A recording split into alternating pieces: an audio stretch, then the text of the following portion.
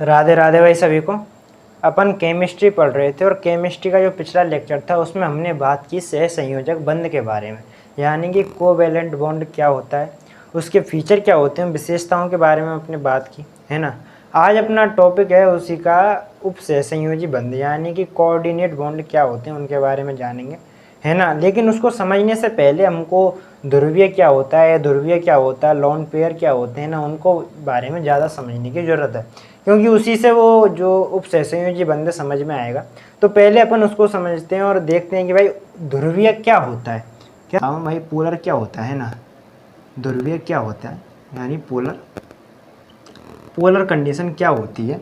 तो ध्यान से समझिएगा। देखो जैसे कि मैं एक एग्जांपल लेता हूँ, जैसे HCl है ना। अब पोलर कंडीशन क्या होती है, पोलर कंडीशन जब जो यौगिक है वो दो पोलों में बट जाता है, पोल यानी कि एक पॉजिटिव और एक नेगेटिव, दो पोलों में बट जाता है, डिवाइड हो जाता है, तो वो क्या पोलर कंडीशन होती है ना, ध्रुवीय स्थिति होती है।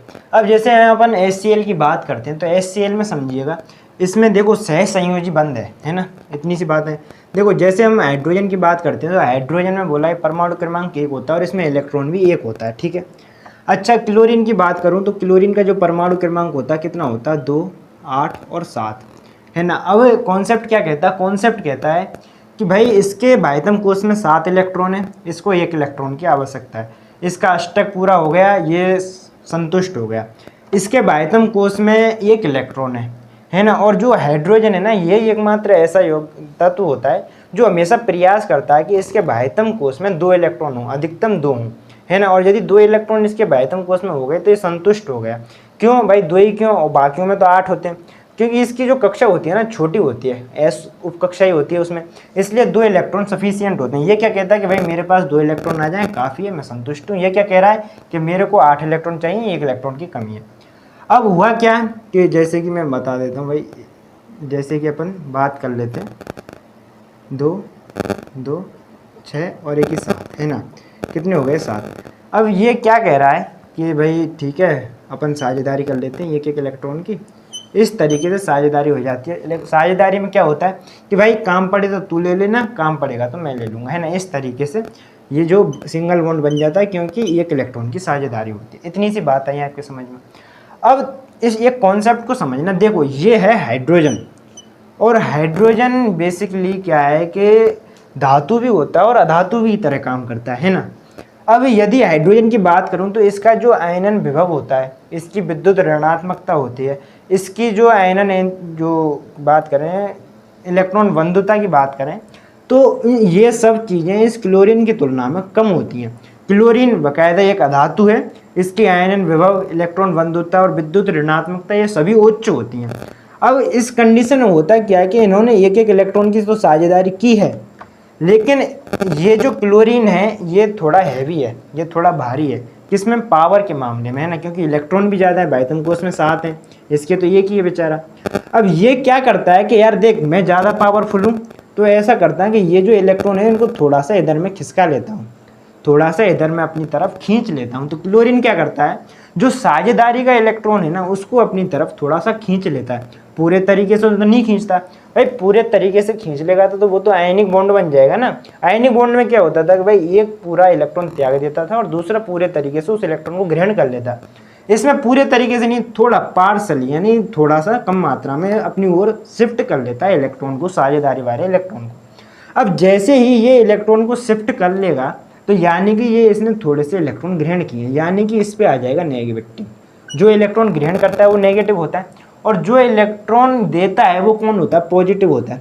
लेकिन ये पार्शियली होगा है ना, कैसा होगा, पार्शियली होगा, क्योंकि ये पूरे तरीके से पॉजिटिव नेगेटिव नहीं है। लेकिन फिर भी एक सहसंयोजी बंध में किस प्रकार से ध्रुवीय कंडीशन बनती है, पोलर किस तरीके से बनते हैं, पॉजिटिव नेगेटिव किस तरीके से बनते हैं, ये आपके समझ में आना चाहिए। यानी कि ये जो योग तत्व होता है वो बहुत ज़्यादा पावरफुल होता है, साझेदारी के इलेक्ट्रॉनों को अपनी तरफ खींच लेता है। बात आई आपके समझ में इतनी। अच्छा अब क्या हो गया कि भाई जब यौगिक पार्शली नेगेटिव और पार्शियल पॉजिटिव हो जाते हैं तो वो पोलर कंडीशन हो जाती है। क्या हो जाती है, पोलर कंडीशन। अच्छा यदि मैं बात करूं भाई नॉन पोलर कंडीशन क्या होती है, अध्रुवीय क्या होते हैं। अध्रुवीय में जैसे अपन एग्जांपल लेते हैं किसका, जैसे मैंने CO2 का एग्जांपल लिया, किसका, CO2 का। CO2 में किस तरीके से बॉन्ड बनते हैं, इस तरीके से बॉन्ड बनते हैं ना, जो कार्बन होता है वो बीच में होता है और ऑक्सीजन 2 इलेक्ट्रॉनों की साझेदारी करता है, इस ऑक्सीजन से भी 2 इलेक्ट्रॉनों की साझेदारी करता है। कैसे करता है भाई, कार्बन है, कार्बन का इलेक्ट्रॉन परमाणु क्रमांक कितना होता है 6 होता है, परमाणु क्रमांक कितना हो गया 2 और परमाणु क्रमांक 6 होता है, इसका इलेक्ट्रॉन विन्यास 2,4 हो गया। ऑक्सीजन की बात करें, ऑक्सीजन का परमाणु क्रमांक 8 होता है, इलेक्ट्रॉनिक विन्यास 2,6 हो गया। ये क्या कहता है कि यार मेरे को 4 इलेक्ट्रॉन चाहिए, अष्टक कंप्लीट, मैं संतुष्ट। ये क्या कहता है 2 इलेक्ट्रॉन चाहिए, कंप्लीट हो जाएंगे, मैं भी संतुष्ट हो जाऊंगा।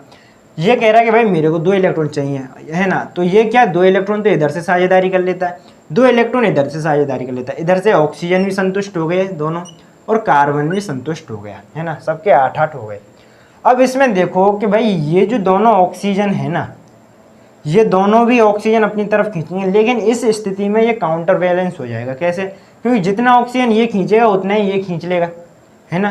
तो इस कंडीशन में जब 2 तत्व समान होते हैं तो उस कंडीशन में क्या है कि पोलर कंडीशन नहीं बनती, यानी कि पार्शियल नेगेटिव और पार्शियल पॉजिटिव नहीं बनते।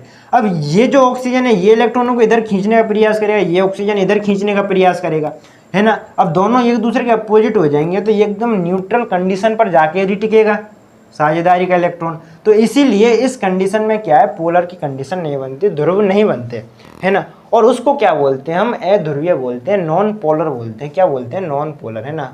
बात आई आपके समझ में? इतनी सी बात आनी चाहिए आपकी समझ में, है ना। अच्छा, अब इसके बाद अपन बात करते हैं लोन पेयर की। किसकी? लोन पेयर की। लोन पेयर क्या होते हैं, है ना, क्योंकि उसी से जो उपसहसंयोजी बंध है वो समझ में आएगा। देखो क्या होता है लोन पेयर, किसके बारे में बात कर रहे हैं? Lone pair. पेयर यानी कि जोड़ा, यानी कि 2 इलेक्ट्रॉन तो होंगे ही होंगे, पेयर यानी जोड़ा, 2 लोग तो होंगे ही होंगे, है ना। अब जैसे कि अपन एग्जाम्पल लेते हैं NH3 का। किसका? NH3 का, अमोनिया का मैंने एग्जाम्पल लिया, है ना। अब इसकी बात करें तो स्ट्रक्चर किस तरीके से बनेगा? इस तरीके से बनेगा। किस तरीके से बनेगा? इस तरीके से बनेगा। ये H आ गया, ये H आ गया, ये आ जाएगा, 3 हाइड्रोजन जुड़ जाते हैं सिंगल सिंगल बॉन्ड से। क्योंकि जो नाइट्रोजन होता है, नाइट्रोजन का परमाणु क्रमांक कितना होता है? बोला कि 7 होता है, इलेक्ट्रॉन विन्यास 2,5 होता है। ये क्या कहता है? 3 इलेक्ट्रॉन मिल जाए काम बन जाएगा। 3 इलेक्ट्रॉन मिल गए, इनके भी 2-2 इलेक्ट्रॉन हो गए, यानी कि संतुष्ट हो गए। अब इस पे 2 इलेक्ट्रॉन है वो एक्स्ट्रा बच जाते हैं। क्या? 2 इलेक्ट्रॉन एक्स्ट्रा बच जाते हैं, है ना।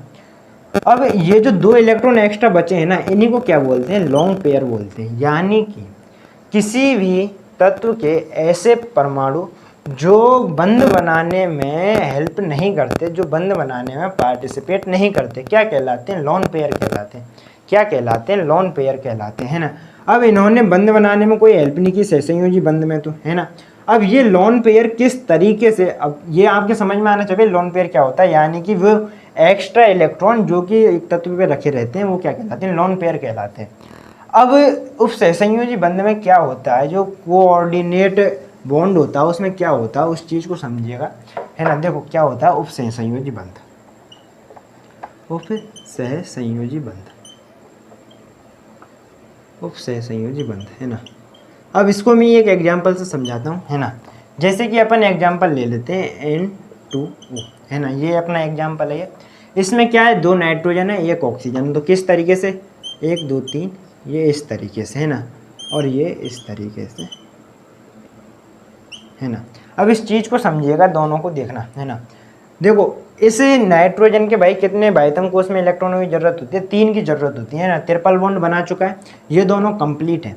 अब इस पर जो लॉन्ग पेयर है ना, लॉन्ग पेयर यानी कि 2 इलेक्ट्रॉन है इसके पास, है ना। इसके पास 2 इलेक्ट्रॉन है। ऑक्सीजन होता है, उसके पास कितने इलेक्ट्रॉन होते हैं? बोले बाह्यतम कोश में 6 इलेक्ट्रॉन होते हैं, 2 इलेक्ट्रॉनों की आवश्यकता होती है। अब ये जो नाइट्रोजन है, ये नाइट्रोजन इस ऑक्सीजन से तो इलेक्ट्रॉन ले नहीं सकता, नहीं ले सकता ना, क्योंकि फिर इसके पास ज़्यादा हो जाएंगे। ज़रूरत किसकी है? ज़रूरत है इस ऑक्सीजन को। किसको है? ऑक्सीजन को। तो ऑक्सीजन क्या करता है, ये जो नाइट्रोजन होता है ये अपने जो लॉन्ग पेयर होते हैं ना, उन लॉन्ग पेयरों को इसको दे देता है और कहता है कि भाई देख, ये मेरे पास एक्स्ट्रा बचे हुए थे इसलिए मैं तेरे को दे रहा हूँ, जब ज़रूरत पड़ेगी तो मैं इसको वापस भी ले लूँगा। तो यानी कि जो इलेक्ट्रॉनों की साझेदारी होती है वो केवल एक तरफ से ही होती है, दूसरी तरफ से साझेदारी नहीं होती है।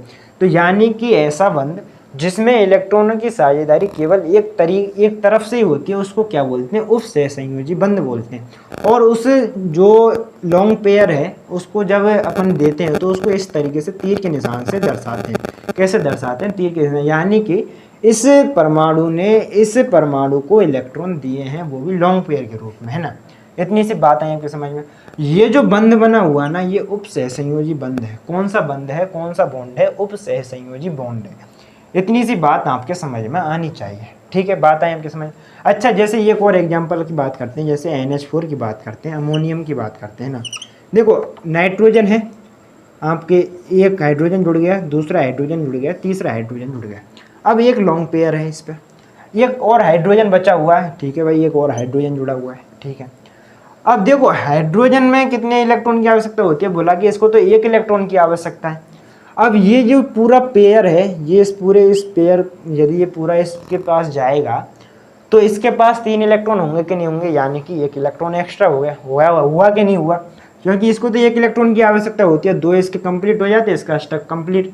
लेकिन ये जो लॉन्ग पेयर दिया है इसमें 2 इलेक्ट्रॉन है, इलेक्ट्रॉन की आवश्यकता कितनी है, 1 की आवश्यकता है। तो ये चीज़ अपने को समझनी है कि ये जो हाइड्रोजन है लॉन्ग पेयर तो ये पूरा ही देगा, है ना। ये जो नाइट्रोजन है अपनी जो इलेक्ट्रॉन है वो लॉन्ग पेयर के रूप में पूरा ही देगा हाइड्रोजन को। अब ये हाइड्रोजन के ऊपर डिपेंड करता है उसको 1 इलेक्ट्रॉन लेना है या 2 इलेक्ट्रॉन लेना। तो इसलिए जो नाइट्रोजन और हाइड्रोजन, इस हाइड्रोजन के बीच में जो बॉन्ड बनता है वो कौन सा बनता है, उप सहसंयोजी बॉन्ड बनता है। कौन सा बॉन्ड बनता है, उप सहसंयोजी बॉन्ड बनता है।